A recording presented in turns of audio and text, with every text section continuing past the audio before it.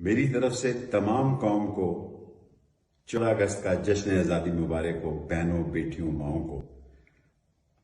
افسوس کی بات ہے کہ آج میرے 50 سال سے جو میں جلسہ کرتا ہوں جشن آزادی کا، اس پر ہنگامی بنیادوں پر دفعہ 144 لگا دی گئی ہے 7 دن کے لیے۔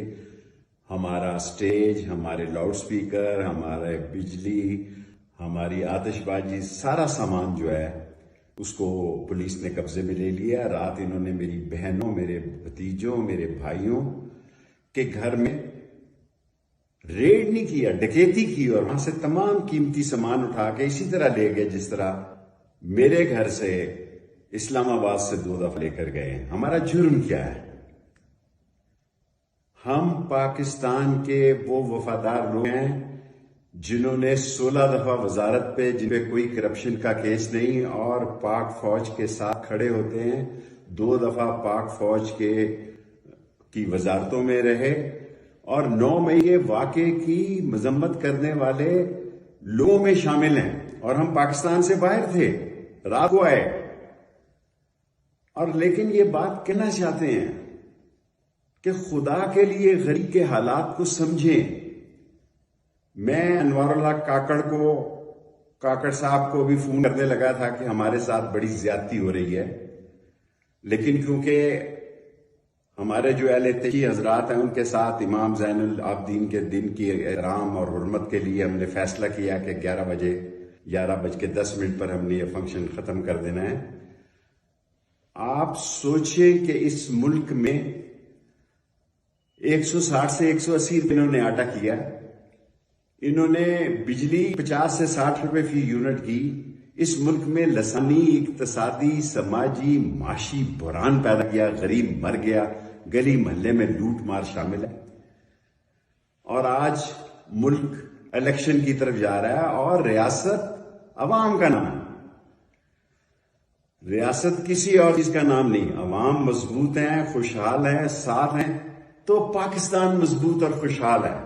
اگر عوام خفا ہیں تو ملک کے مسائل ہیں، اور وہ لوگ جو پاکستان میں طرح طرح کی باتیں کرتے ہیں۔ جب میں کہتا تھا نون سے شین نکلے گی تو آپ میرا مذاق اڑاتے تھے۔ میں کہتا تھا جتنے نام اخباروں میں آ رہے ہیں، ٹی وی پہ آ رہے ہیں، ان میں سے کوئی نام نگران وزیر اعظم کا نہیں آئے گا۔ آپ لوگ میرا مذاق اڑا رہے تھے، اور میں آج بھی یہ بات کہنا چاہتا ہوں، میں اصلیوں صرف دوستی نبھا رہا ہوں۔ میری ایک سیٹ جو ہے صرف جمالی صاحب کے کام آئی، وہ میرے ایک ووٹ سے ولسن کی طرح وزیر اعظم بنے۔ میں ایک ووٹ کی قلم دوات کی سیاست پر اپنی پارٹی میں سیاست کرتا ہوں، لیکن جن لوگوں سے آپ کو کسی نے غلط مشورہ دیا، پریس کانفرنس سے کروائی، ان کو اس قابل ہی نہیں چھوڑا کہ وہ عوام کے جانے کی پوزیشن میں ہو۔ مرد بھی ہوتا ہے جو حالات کا مقابلہ کرتا ہے، چٹان کی طرف ڈٹ جاتا ہے، نسلی اور اصلی ہوتا ہے، اور سچ بات منہ پہ کہتا ہے۔ سچ بات یہی ہے کہ اس ملک میں 16 مہینوں میں جو ظلم و ستم، لوٹ مار، اور جو کرپشن اور ممبروں کی خرید و فروخت ہوئی، آپ اندازہ کریں کہ پاکستان کے وزیر اعظم کے نام کی پریس کانفرنس راجہ ریاض صاحب نے کی ہے، جو موجود تھے سندھ ہاؤس میں، جہاں ممبروں کی خرید و فروخت کی منڈی لگی گئی۔ اب وہ وقت ہے، میں کہتا تھا کہ نون سے شین نکلے گی، آپ میرا مذاق اڑاتے تھے۔ آج ان کے حالات دیکھیں، ان کا حال پوچھیں، ان کی پوزیشن عوام میں جانے کے قابل نہیں ہے۔ یہ اس قابل نہیں ہے کہ یہ عوام میں جا سکے، اور ملک کے مسائل اتنے گمبھیر ہیں،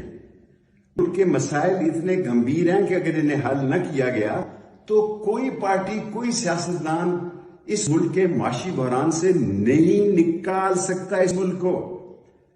میں بڑا معذرت خواہ ہوں جن لوگوں نے آج مجھے مجبور کیا کہ میں ویڈیو پہ تقریر کروں۔ اگر میں اب جاؤں لال حویلی تو میں جا سکتا ہوں، اس میں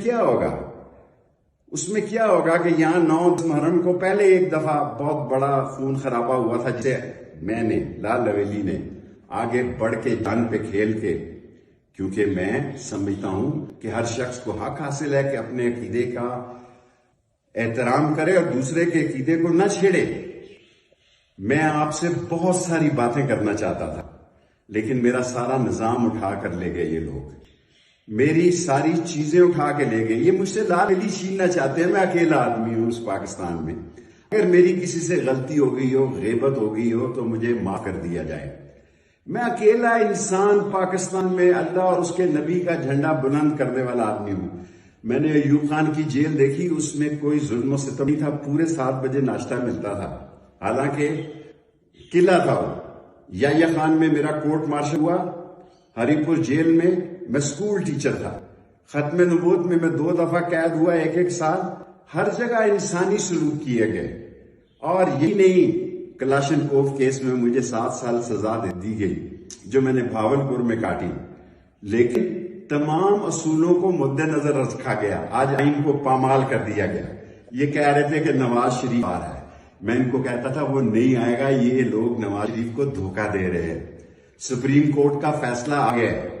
ستمبر ستمبر ہوگا. بہت سارے فیصلے آئیں گے. اور اگر آپ نے ریلیف بھی لینی ہو تو اس مہینے میں ہی آپ لے سکتے ہیں, جو کہ آپ کو ملنی نہیں ہے. آپ اس ملک میں جو آپ نے 13 پارٹیوں کا ایک جمعہ بازار لگایا تھا, ایک جگتو فرنٹ بنایا تھا, اس کا ستیہ ناش ہو گیا. ایمل قاسی نے کیا بیان دیا ہے, مینگر صاحب نے کیا بیان دیا ہے. ابھی تک میری نظر سے نواز شریف مریم بی بی میں بچوں کی لیڈیز کی سیاست پہ بات نہیں کرتا, لیکن باپ پارٹی کے بارے میں وہ جو کچھ کہہ چکی ہیں میں اس پر تبصرہ نہیں کرنا چاہتا. لیکن پاکستان ہماری زندگی اور موت ہے. پاکستان ہماری آخری ریڈ لائن ہے. پاکستان کے لیے ہم نے جینا ہے, مرنا ہے, اور اللہ اور اس کے نبی کا جھنڈا بلند کرنا ہے. لیکن یہ جو دبئی میں میٹنگیں کر رہے تھے, یہ جو سعودی عرب میں میٹنگیں کر رہے تھے, سارے پاکستان کے صحافیوں کو میرے ان سے بہت اچھے تعلق ہیں. 4 دفعہ میں انفارمیشن منسٹر رہا, 16 دفعہ میں 4 دفعہ انفارمیشن یا 3 دفعہ رہا. جتنے نام انہوں نے دیے بطور نگران وزیر اعظم, کوئی ایک صحافی بتایا جو یہ کہے کہ میرا نام درست نکلا. عوام کا فیصلہ جو ہے, عوام کو فیصلے کا حق دیا جائے. ریاست عوام ہے. عوام خوشحال ہوں گے تو پاکستان خوشحال ہوگا, معاشی, سیاسی, اقتصادی ترقی ہوگی. ورنہ آپ اس بحران اور بھونچال میں پھنس جائیں گے کہ پاکستان اور پاکستان کے 24 کروڑ لوگ, اور میں الیکشن کمیشن کو بھی کہنا چاہتا ہوں, اور میں جناب انوار الحق کاک صاحب سے بھی کہنا چاہتا ہوں, آسانی سے 90 دن میں الیکشن ہو جاتے ہیں. مردم شماری کے تحت کرائیں, مردم شماری کے بغیر کرائیں, لیکن الیکشن کرائیں. الیکشن کرائیں گے تو ساری دنیا میں آپ کا وقار بھی بلند ہوگا. IMF کی خیرات اور زکوٰۃ اور جو ہدیہ آپ کو ملنا وہ بھی ملے گا, اور دنیا بھی آپ کی مدد کرے گی. یہ کہا جا رہا ہے کہ ہمارے دوست, ہم جغرافی میں اتنی اہم جگہ پہ ہیں کہ چین ہمارا عظیم دوست ہے, سعودی عرب ہمارا بھائی ہے, UAE ہے. ہم ان دوستی کو کبھی بھی دھوکہ نہیں دے سکتے. ہم اپنے آپ کو دھوکہ دے رہے ہیں کہ اپنی معیشت کو اپنے پاؤں پہ کھڑا نہیں کر رہے. میں تقریر بہت لمبی کرنا چاہتا تھا, لیکن کیونکہ میرا اہل تشیع سے معاہدہ ہوا ہے کہ ان کے جلوس سے پہلے میں اپنی بات چیت ختم کر دوں گا. اب میں ٹویٹر پر, پہلے میں نے یہ سوشل میڈیا استعمال نہیں کیا. سارے پاکستانیوں کو کہتا ہوں کہ میرے ٹویٹر پر اگر آپ کے پاس وقت ہو تو آئیں. میں ٹویٹر کے ذریعے سیاست کرنا چاہتا ہوں. میں لڑائی جھگڑے کا قائل نہیں, اور میں ایک اہم اعلان کرنا چاہتا ہوں.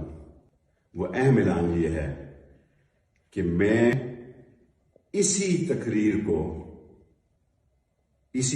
کو فائنل کرتے ہوئے آج کے پروگرام کو امن و امان کے لیے, اسلام کی سربلندی کے لیے, پاکستان کے استحکام کے لیے اور قانون کے احترام کے لیے, میں نہیں چاہتا کہ میرے ورکر دفعہ 144 میں پکڑے جائیں. ابھی تک ایک کیس سے ضمانت ہوتی ہے, باہر جیل پہ آتا ہے تو دوسری FIR غریب آدمی کے خلاف کھڑی ہوتی ہے. اور ڈیوڑیوں میں MPAO کی جو سیفٹی ایکٹ کے تحت ڈیوٹیوں کے اندر ہی آرڈر پڑے ہوئے ہیں. عدلیہ کا مذاق اڑا دیا گیا ہے. میری گاڑیاں، میری گھڑی، میرے کیمرے، میرے پیسے، سب جو اشفاق وڑائچ اور اشتیاق فیض صاحب جو ہے وہ ایک دن ان کو دینے ہوں گے، قانون کے تحت دینے ہوں گے. میں پاکستانیوں، آج میرا دل دکھ رہا ہے، دل خون کے آنسو رو رہا ہے کہ آج ہم جشن آزادی نہیں منا رہے اور اس کو منسوخ کر رہے ہیں. ہر آدمی اپنے گلے میں جھانکے کہ ان حالات میں جشن آزادی منانا کتنا ضروری ہے، کیونکہ اس سے پاک فوج کے امیج کو، عزت اور وقار کو، شہیدوں کے عزت اور وقار کو بلندی ملتی ہے. اور سارا راولپنڈی اس میں 50 سال سے شامل ہوتا ہے. لیکن میں بھاری دل سے آج کے اس جلسے کو ختم کرنے کا اعلان کرتا ہوں، اور کوئی امن و امان کی خلاف ورزی نہ ہو. آپ لوگ سب اپنے گھروں میں جائیں. اگر زندگی رہی تو اگلا سال اس سے بھی زیادہ جوش، ولولہ، تنتنا، دبدبا، ہمہ، عزت اور وقار اور جذبہ شہادت سے منائیں گے. اگر ہم زندے رہے تو پاکستان کا جھنڈا انشاءاللہ بلند کریں گے. اسلام زندہ باد، پاکستان زندہ باد، پاکستان کے عوام زندہ باد.